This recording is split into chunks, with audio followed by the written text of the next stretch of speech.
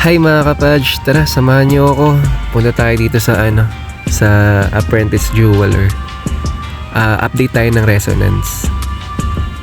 Kasi 'di ba may nakuha akong void spark. So update natin, then upgrade natin yung resonance natin para malagdagan So ito, dadagdag siya ng 378. So ito yung void spark natin. Ano pa to sa market is sellable.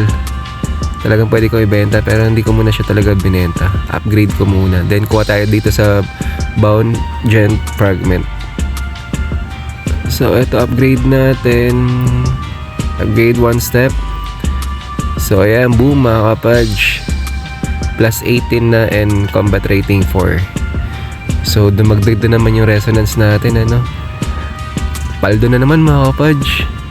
Unti-unti lang yan. Tataas ng tataas yan Tara, tingnan natin yung details ng total resonance.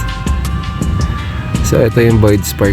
Parang void spark yata yung isa sa mga mabababa ko pa. So, ayan. Upgraded na mga kapage. Goods na ulit. Nasa 3,140 na po na resonance tayo. Thank you!